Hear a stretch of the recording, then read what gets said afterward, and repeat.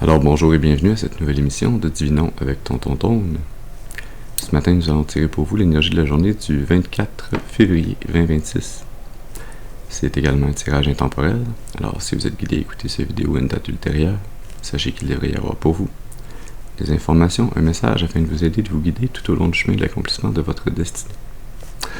On aborde notre rituel habituel en allumant une seconde bougie, afin d'ancrer temporairement vos ancêtres et vos guides spirituels bien intentionnés à votre égard et aux miens, afin qu'ils se joignent à mes ancêtres et mes guides spirituels, pour vous amener ce message que j'espère positif, constructif et amélioratif.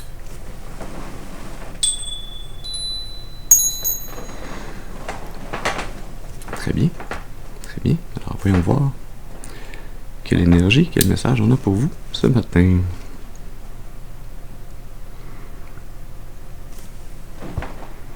Oui, on va utiliser le tarot Oshozen et on va faire un tirage de style libre. Alors, comme d'habitude, je vous rappelle qu'il est important d'utiliser votre intuition et votre discernement, que tous les messages ne sont pas nos messages, et donc de prendre avec vous ce qui résonne et de laisser le reste de côté. Ceci dit, allons-y.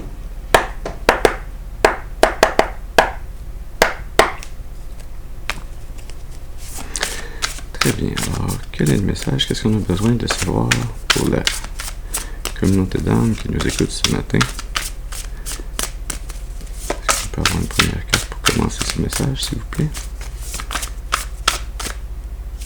Oui, merci. On commence avec suivre le courant. Très belle énergie de départ. Énergie de lâcher prise, de suivre le destin, d'avoir la foi. Sous le paquet, on a la solitude, qui nous rappelle l'énergie de l'ermite. Ouais, il y a vraiment cette idée ici d'avoir confiance au divin, de garder la foi, que le chemin intérieur d'éveil spirituel que vous êtes en train de faire va vous amener au bon endroit, va vous amener où vous avez à être au moment où vous avez besoin d'y être et que vous êtes déjà maintenant là où vous devez être afin de faire les apprentissages que votre âme est venue faire ici. Au milieu du paquet, on a la culpabilité. Ouais. On a une rémanence de l'énergie, de se sentir coupable de cette énergie qui nous garde dans une anxiété intérieure, quand on réfléchit trop, quand on se culpabilise avec les résultats de nos actions passées. C'est bien d'y réfléchir, mais pas de façon récurrente, permanente, pas dans le but de s'en arracher les cheveux et de se triturer avec ces informations issues de nos souvenirs, mais bien simplement d'en extraire les informations, les savoirs, les connaissances qui nous permettent de changer, de corriger le tir, d'être capable de prendre des décisions, des choix différents dans le futur, si les choix et les décisions qu'on a prises dans le passé ne nous amenaient pas des résultats qui nous étaient favorables, qui nous plaisaient ou qui étaient favorables ou plaisantes pour les autres également.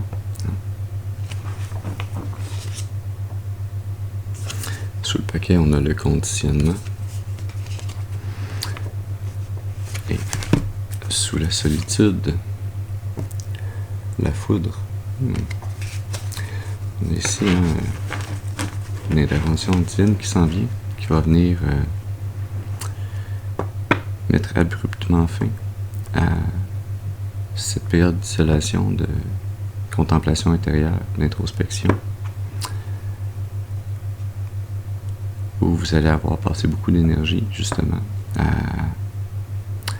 aller trouver ces programmations, ces conditionnements qu'il y avait en vous dans votre subconscient,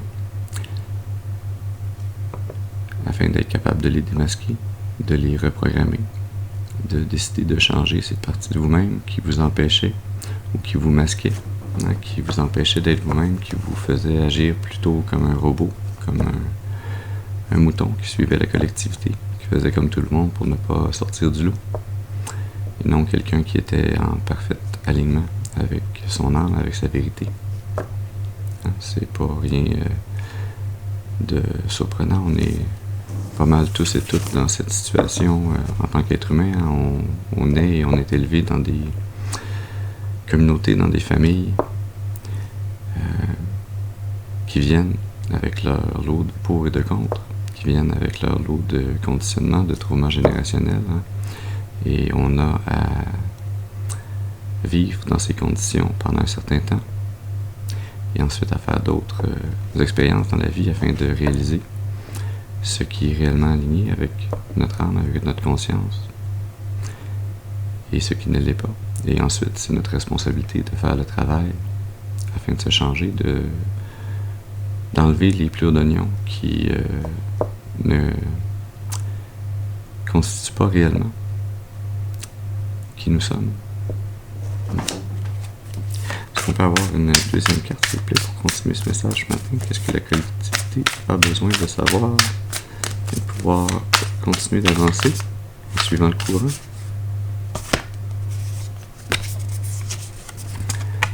Le contrôle.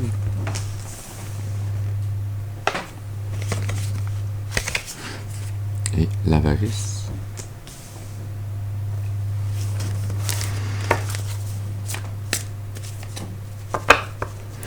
Ainsi qu'on a cette énergie qui nous parle justement de ce conditionnement que vous êtes en train de relâcher, de reprogrammer.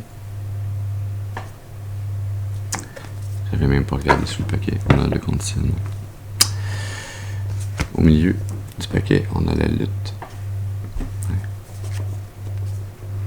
Une lutte contre des esprits, contre des énergies, contre des entités, contre des programmations en nous, des choses qui sont invisibles, qui nous retiennent, qui nous empêchent de nous développer, de nous émanciper, qui contrôlent, en nous gardant sous un plafond de verre, les expériences que l'on peut vivre.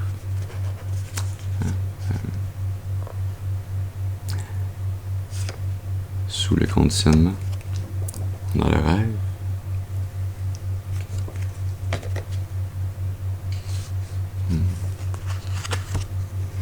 Et sous la lutte,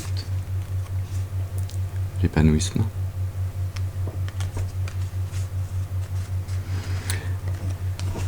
Oui, on a ici l'énergie de... Je sens qu'on est en train de trouver la source en allant vers l'avarice, hein, de quelle énergie, quelle personne, quelle entité a imposé ce contrôle, ce conditionnement, cette programmation en vous, qui a tout fait pour vous s'assurer que vous alliez masquer votre réelle identité, que vous alliez vous conformer dans cette communauté, dans cette famille, dans ce groupe, que vous alliez étouffer vos rêves, un rêve qui semble très fortement lié au monde spirituel, aux vies antérieures, à une âme sœur dont vous sentez naturellement, instinctivement la présence, même si vous sentez également que vous en êtes éloigné, que vous êtes justement sous cette prison de verre qui vous empêche de redevenir ce lion que vous êtes et de pouvoir magnétiser à vous cette âme sœur. C'est une lutte intérieure, une lutte spirituelle également, qui a pour aboutissement votre épanouissement spirituel, votre réalisation que c'est à travers la balance intérieure, le contrôle, non pas imposé par d'autres à travers le conditionnement, mais le contrôle que vous vous donnez intérieurement, hein, en prenant la responsabilité d'effectuer les changements de ces conditionnements, de vous reprogrammer, hein, en allant méditer, contempler et demander à votre âme, à vos ancêtres, à vos guides spirituels, de vous guider à travers cette introspection, cette méditation, à vous libérer de ces plures d'oignons, mais également à vous reconnecter à votre vraie nature, à votre état très balancé, hein, entre le côté positif, le négatif, l'aspect masculin, féminin, actif et passif, à intégrer les ondes d'ombre aux ondes plus lumineuses en vous. C'est ainsi que vous allez combattre et vous libérer de cette énergie qui a tout fait pour cacher ce trésor que vous êtes, pour le garder pour lui ou pour elle. Ça m'amène une énergie d'un père ou d'une mère de famille qui a vu rapidement tout le trésor que vous représentiez et qui a tout fait pour vous garder auprès de lui, auprès d'elle, afin de garder pour lui ou pour elle ce trésor que vous êtes, pour vous empêcher de briller dans le monde, pour pouvoir, d'une certaine façon, peut-être un peu jalousement s'emparer de votre énergie. Ça me semble être même très lié à cet état de trauma générationnel, de malédiction générationnelle qu'il peut y avoir sur votre famille, sur votre communauté, et qui est transféré de père en fils, de mère en fille, de mère en fils, de père en fille, générationnellement à travers le temps. Je sens, on l'a vu avec la carte de la lutte, que vous êtes en train d'essayer de briser ces chaînes pour vous-même, mais également pour tous vos descendants, pour les générations futures. Est-ce qu'on peut avoir une troisième carte, s'il vous plaît, pour nous parler? Oui, merci. On a le retour de la solitude. On voyait tantôt sous le paquet avec suivre le courant. Sous le paquet, on a la source. Au milieu, la banalité. Sous la banalité, on a la fête.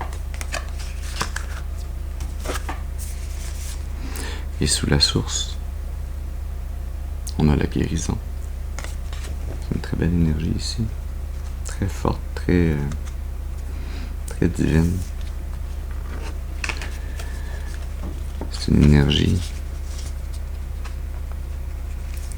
très pure qui vient vous épauler, qui vient vous guider, qui vient être cette étoile qui vous guide dans cette introspection afin d'en trouver la porte de sortie, afin de la compléter. La source, c'est Dieu, c'est l'amour universel. C'est l'énergie qui sous-tend à toute chose, qui est là pour vous amener la guérison. Oui, peut-être de votre corps, mais très certainement et surtout de votre âme, dans la guérison intérieure. La guérison, et on a cette fleur de lotus que l'on avait dans l'épanouissement tantôt. Cette guérison qui est nécessaire à en arriver à cet épanouissement. Afin que vous puissiez retrouver plaisir dans les simples choses de la vie, que vous puissiez retrouver plaisir simplement à vivre et à ne plus être sous le contrôle d'une prison de verre, prisonnier, que vous puissiez recommencer, oui, à trouver plaisir à la vie, mais encore plus à être capable de partager, de multiplier ce plaisir, cette fête, cette énergie d'amour inconditionnel qui est cette énergie de la source que l'on peut multiplier ensemble lorsque l'on est tous et toutes dans une communauté d'âmes qui a cette vibration, cet amour inconditionnel qui nous permet de voir la beauté, le bien, le lumineux partout, tout le temps, en toutes choses. Même s'il pleut, on réalise la beauté de la vie, de cette chance, de cette opportunité que l'on a de pouvoir vivre, grandir, apprendre.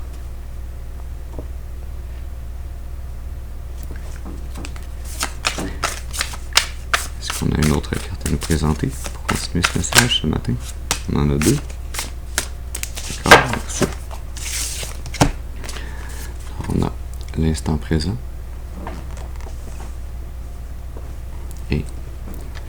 d'ajournement.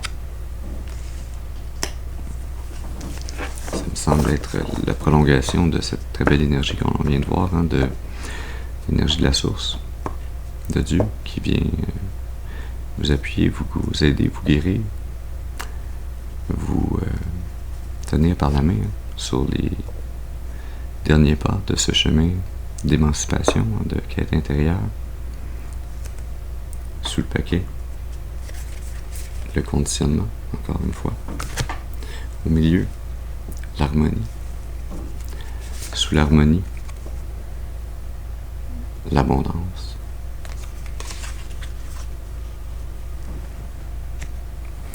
et sous le conditionnement, le silence. Ouais, cette source, Dieu qui vient vous amener le support, le soutien, la guérison finale, qui vient libérer votre âme de ces traumas générationnels, de ces conditionnements qui vous ont étouffé.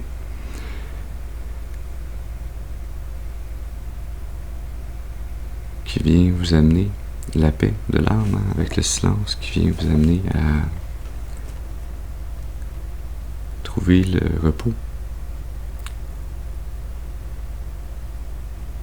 la paix d'être capable d'être en paix avec ce qui a été caché, ce qui a été subconscient, ce qui a été un de ce conditionnement que vous aviez de la difficulté à voir, à analyser par le passé, avant cette introspection, avant cette quête intérieure,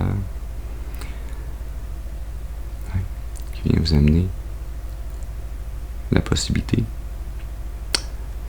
en synchronisant votre vibration réellement avec celle de votre âme, à être en pleine harmonie. C'est une énergie qui me rappelle celle de la tempérance.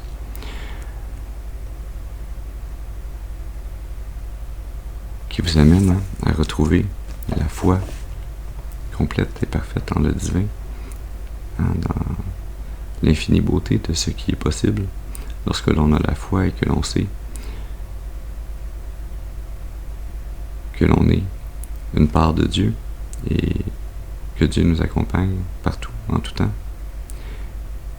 que l'on peut avoir la foi et faire confiance, qu'il nous guidera, que l'on peut marcher en équilibre sur des roches, en plein milieu d'une rivière dont on ne sait pas à l'avance, si on se fie à notre logique, si les roches vont soutenir notre poids, si elles ne vont pas glisser ou nous faire tomber, mais quand on garde la confiance, la foi, que l'on voit avec positivisme et optimisme, avec toutes ces couleurs de l'arc-en-ciel, et que l'on est capable de rester en équilibre entre le côté lumineux, le côté obscur, le bien, le mal, le côté féminin, le côté masculin de notre énergie, qu'on garde cet état d'équilibre et la foi.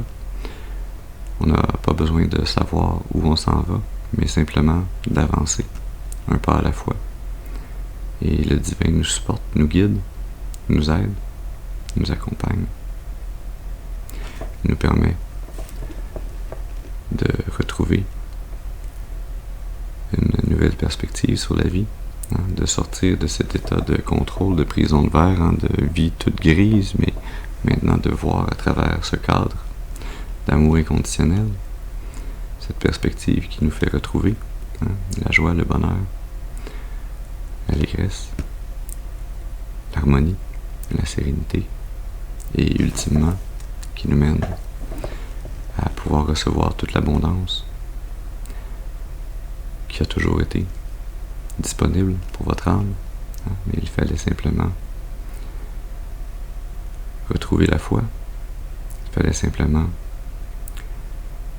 lâcher prise de ces conditionnements qui étaient des lunettes qui teintaient votre vision de la vie, de la réalité, de l'énergie de votre âme et de celle des autres. Cette abondance qui vous sera dorénavant accessible.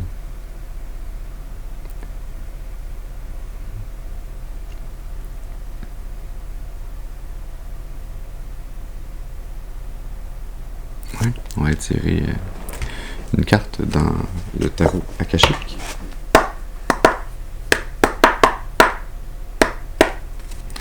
Alors, qu'est-ce que votre bibliothèque akashique a à vous révéler ce matin pour vous aider, vous guider sur ce chemin qui est vôtre?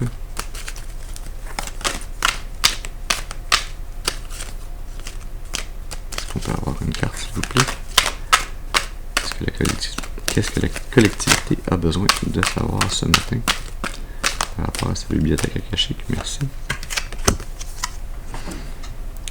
La muse. Carte numéro 15. Sous le paquet, on a le roi de rose. Au milieu, Shanga, communauté. Sous le paquet, la reine de clés.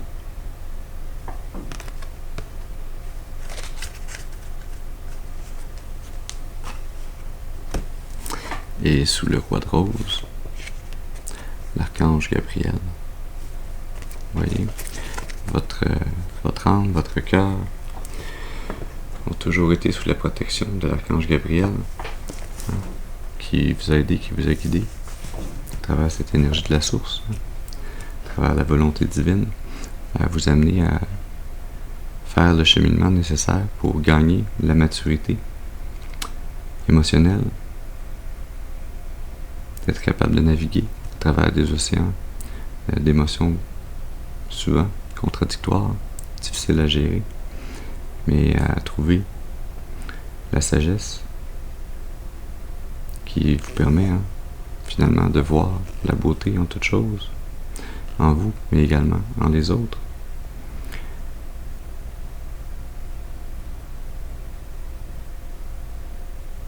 Qui vous amène à travers cette énergie, hein, à ne plus être caché dans cette communauté, hein, mais à pouvoir pleinement en faire partie, en révélant votre réelle identité, la vérité de votre âme, en ne la masquant plus,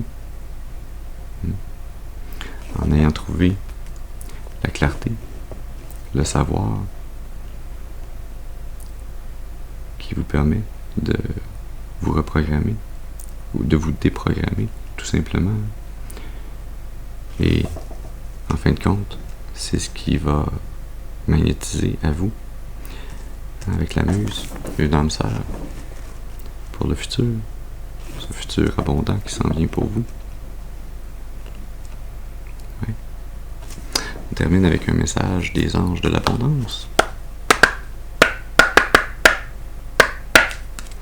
Alors, qu'est-ce que les anges ont à vous dire pour vous aider à progresser? Qu'est-ce que vous avez besoin de savoir ce matin?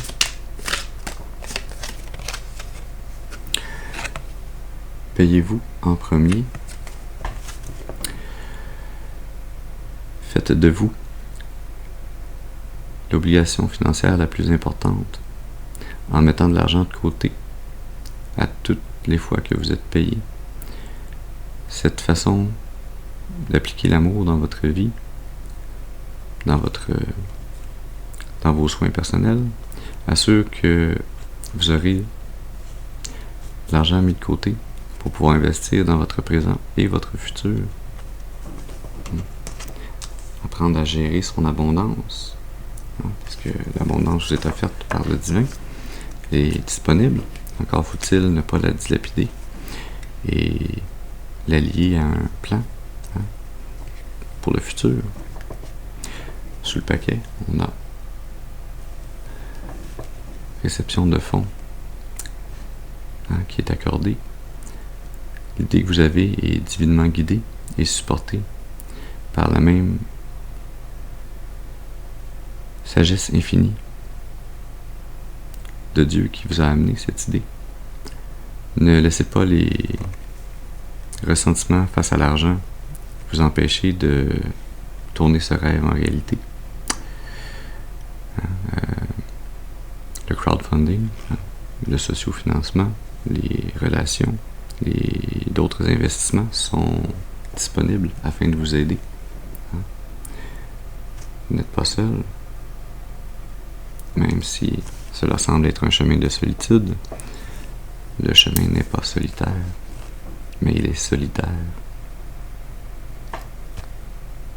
Ouais. Est-ce qu'on a autre chose? Non? Alors voilà, le message que nous avions pour vous ce matin. J'espère qu'il aura pu vous amener des informations, un message pour nourrir, soutenir, guider votre intuition, afin de vous mener le plus clairement et le plus durablement possible sur le chemin de l'accomplissement de votre destinée, pour votre plus grand bien et le plus grand bien de toute la création. Je vous remercie pour votre présence auprès de moi ce matin.